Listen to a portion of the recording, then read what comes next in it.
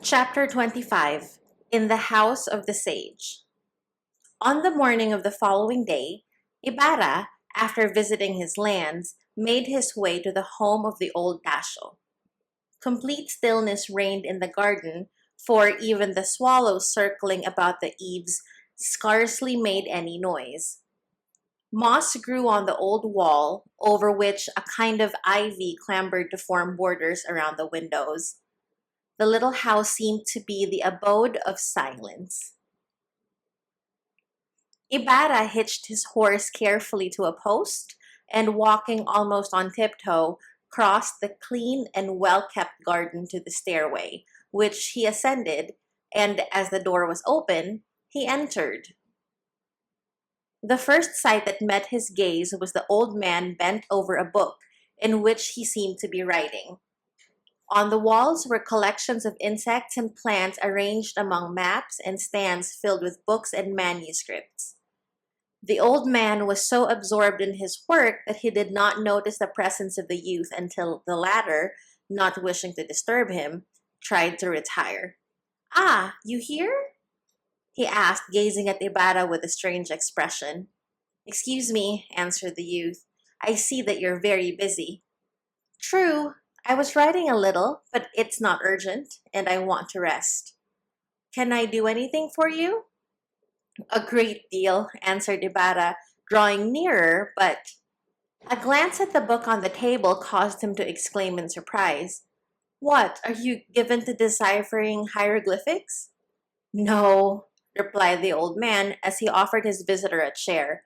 "I don't understand Egyptian or Coptic either. But I know something about the system of writing, so I write in hieroglyphics." "You write in hieroglyphics? Why?" exclaimed the youth, doubting what he saw and heard. Ibarra gazed at him fixedly, wondering to himself if the old man were not indeed crazy. He examined the book rapidly to learn if he was telling the truth, and saw neatly drawn figures of animals, circles, semicircles, flowers, feet, hands, arms, and such things. "But why do you write if you don't want to be read?" "Because I'm not writing for this generation, but for the other ages. If this generation could read, it would burn my books, the labor of my whole life. But the generation that deciphers these characters will be an intelligent generation.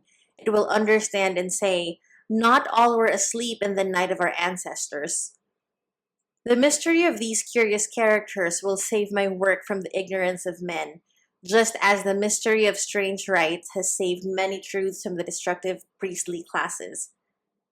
"In what language do you write?" asked Ibarra after a pause. "In our own Tagalog." "Are the hieroglyphic signs suitable?" "If it were not for the difficulty of drawing them, which takes time and patience, I would almost say that they are more suitable than the Latin alphabet. The ancient Egyptian had our vowels, our O, which is only final, and is not like that of the Spanish, which is a vowel between O and U. Like us, the Egyptians lack the true sound of E, and in their language are found our ha and ka, which we do not have in the Latin alphabet, such as is used in Spanish. For example, in this word muka, he went on, pointing to the book, I transcribe the syllable ha more correctly with the figure of a fish than with the Latin h, which in Europe is pronounced in different ways. For a weaker aspirate, for example, in this word hain, where the H has less force, I avail myself of the lion's head, or these three lotus flowers, according to the quantity of the vowel. Besides, I have the nasal sound, which does not exist in the Latin Spanish alphabet.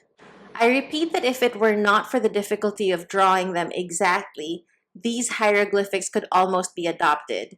But this same difficulty obliges me to be concise and not say more than what is exact and necessary. Moreover, this work keeps me company when my guests from China and Japan go away." "Your guests from China and Japan? Don't you hear them? My guests are the swallows. This year, one of them is missing. Some bad boy in China or Japan must have caught it. How do you know that they come from those countries? Easily enough. Several years ago, before they left, I tied to the foot of each one a slip of paper with the name Philippines in English on it, supposing that they must not travel very far and because English is understood nearly everywhere. For years, my slips brought no reply, so that at last I had it written in Chinese, and here in the following November, they have returned with other notes, which I have deciphered. One is written in Chinese and is a greeting from the banks of the Huang Ho, and the other, as the Chinaman whom I consulted supposes, must be in Japanese. But I'm taking your time with these things and I haven't asked you what I can do for you. I've come to speak to you about a matter of importance, said the youth. Yesterday afternoon, have they caught that poor fellow? You mean Elias? How did you know about him? I saw the muse of the civil guard, the alferez's woman, whom you didn't invite to your picnic. Yesterday morning, the incident of the Cayman became known through the town.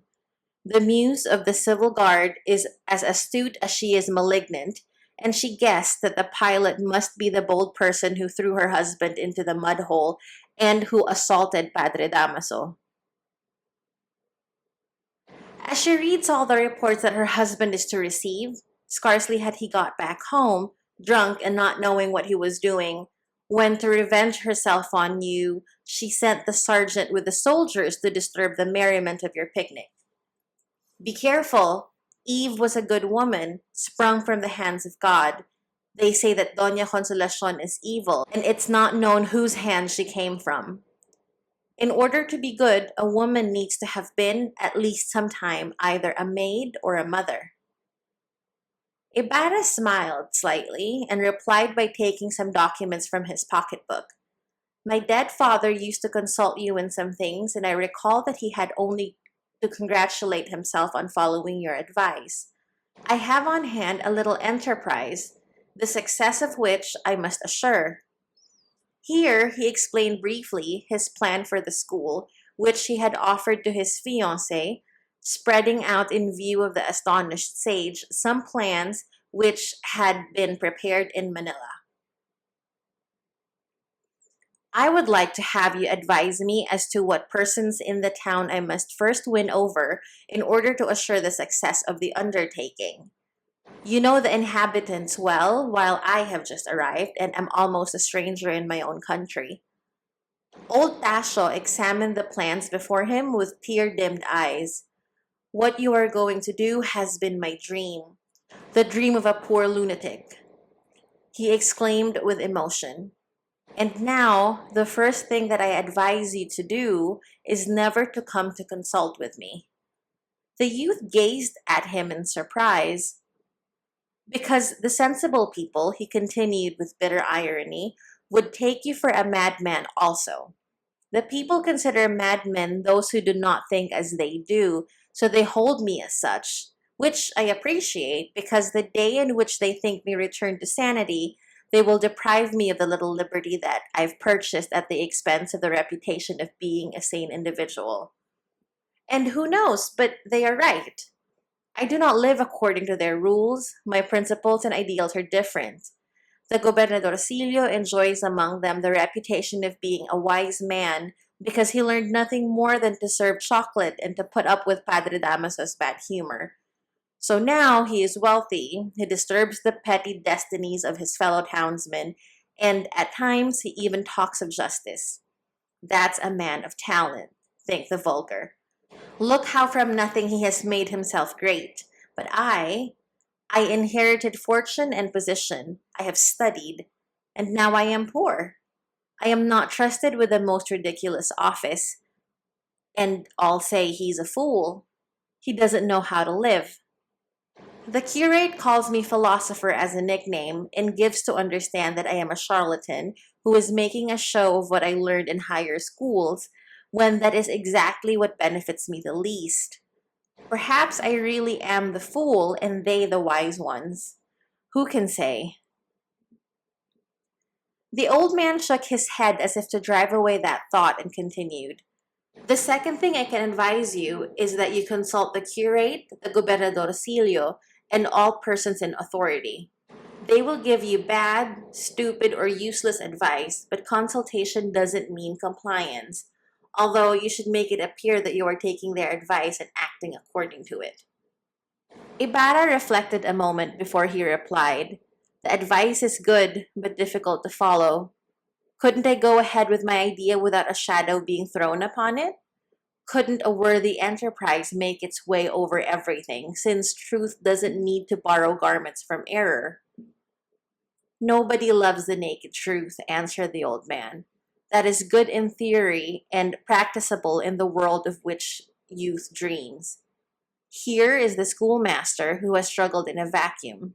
With the enthusiasm of a child, he has sought the good, yet he has won only jests and laughter. You have said that you were a stranger in your own country, and I believe it. The very first day you arrived, you began by wounding the vanity of a priest who was regarded by the people as a saint and as a sage among his fellows. God grant that such a misstep may not have already determined your future, because the Dominicans and Augustinians look with disdain on the guingon habit, the rope girdle, and the immodest footwear, because a learned doctor in Santo Tomas may have recalled that Pope Innocent III described the statuses of that order as more fit for hogs than men. Don't believe, but that all of them work hand in hand to affirm what a preacher once said. The most insignificant lay brother can do more than the government with all its soldiers. Cave nicadas. Gold is powerful. The golden calf has thrown God down from his altars many times, and that too since the day of Moses. I'm not so pessimistic, nor does life appear to me so perilous in my country, said Ibarra with a smile. I believe that those fears are somewhat exaggerated, and I hope to be able to carry out my plans without meeting any great opposition in that quarter. Yes, if they extend their hands to you. No, if they withhold them. All your efforts will be shattered against the walls of the rectory if the friar so much as waves his girdle or shakes his habit. Tomorrow, the alcalde will, on some pretext, deny you what today he has granted. No mother will allow her son to attend the school, then all your labors will produce a counter effect. They will dishearten those who afterwards may wish to attempt altruistic undertakings. But after all, replied the youth, I can't believe in that power of which you speak, and even supposing it to exist and making allowances for it, I should still have on my side the sensible people and the government, which is animated by the best intentions, which has great hopes, and which frankly desires the welfare of the Philippines. The government, the government, muttered the sage, raising his eyes to stare at the ceiling. However inspired it may be with a desire for fostering the greatness of the country for the benefit of the country itself and of the mother country. However, some official or other may recall the generous spirit of the Catholic kings and may agree with it, too. The government sees nothing, hears nothing, nor does it decide anything, except what the curate or the provincial causes it to see, hear, and decide. The government is convinced that it depends for its salvation wholly on them, that it is sustained because they uphold it, and that the day on which they cease to support it, it will fall like a mannequin that has lost its prop. They intimidate the government with an uprising of the people, and the people with the forces of the government. Whence originates a simple game, very much like what happens to timid persons when they visit gloomy places, taking for ghosts their own shadows and for strange voices the echoes of their own. As long as the government does not deal directly with the country, it will not get away from this tutelage. It will live like those imbecile youths who tremble at the voice of their tutor, whose kindness they are begging for. The government has no dream of a healthy future. It is the arm, while the head is the convento. By this inertia with which it allows itself to be dragged from depth to depth, it becomes changed into a shadow, its integrity impaired, and in a weak and incapable way, it trusts everything to mercenary hands. But compare our system of government with those of the countries you have visited. Oh, interrupted Ibarra, that's asking too much. Let us content ourselves with observing that our people do not complain or suffer, as do the people of the other countries, thanks to religion and the benignity of the governing powers. This people does not complain because it has no voice. It does not move because it is lethargic. And you say that it does not suffer because you haven't seen how its heart bleeds.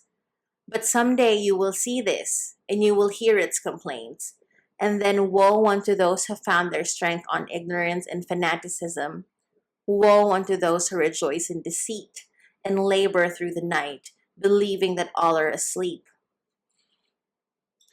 When the light of day shows up the monsters of darkness, the frightful reaction will come.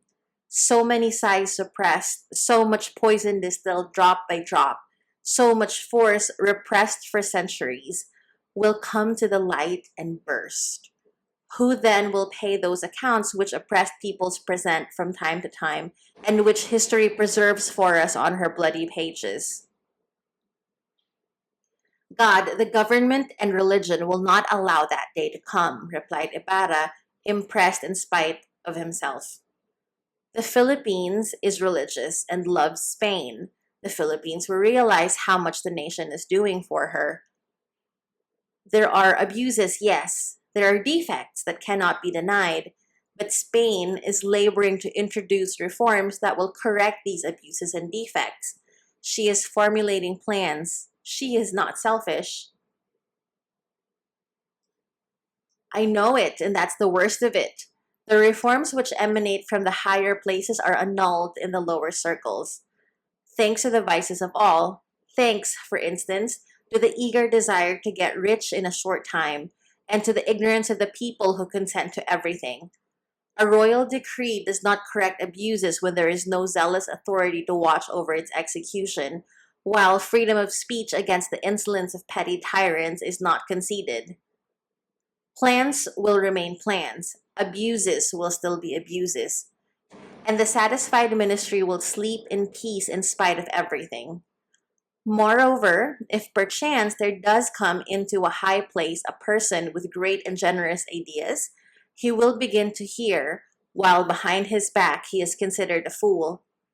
Your Excellency does not know the country. Your Excellency does not understand the character of the Indians.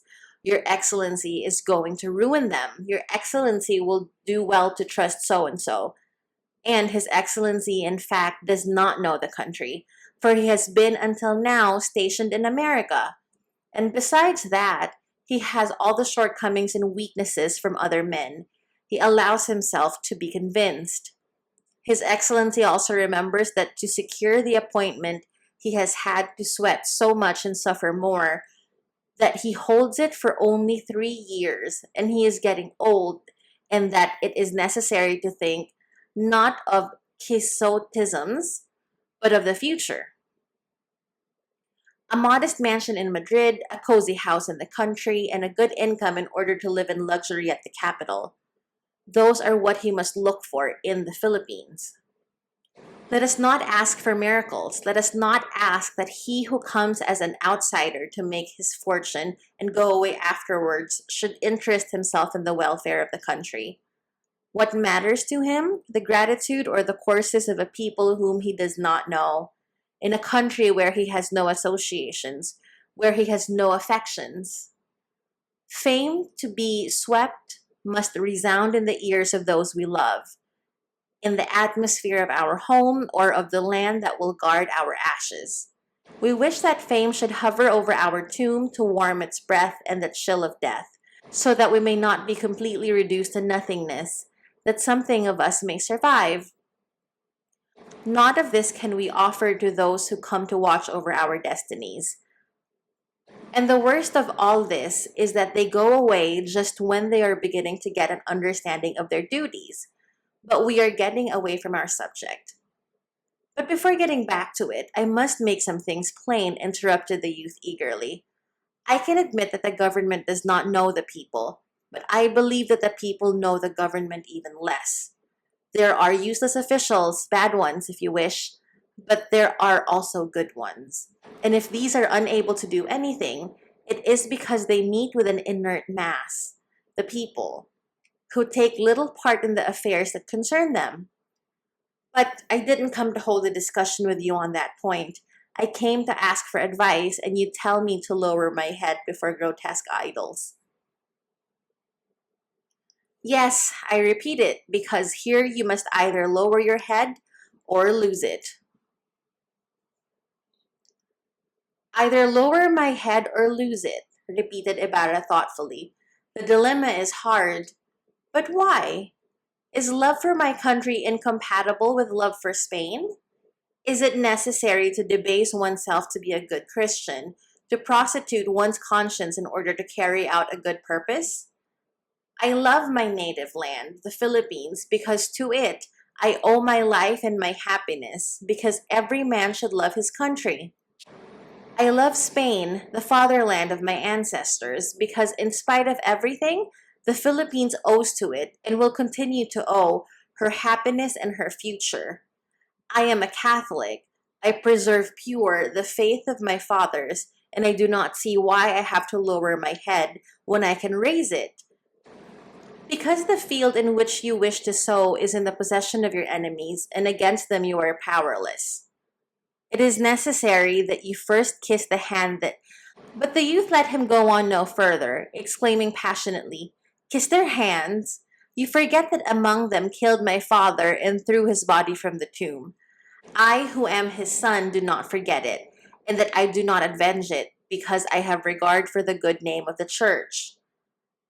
The old sage bowed his head as he answered slowly, Senor Ibarra, if you preserve those memories which I cannot counsel you to forget, abandon the enterprise you are undertaking and seek in some other way the welfare of your countrymen.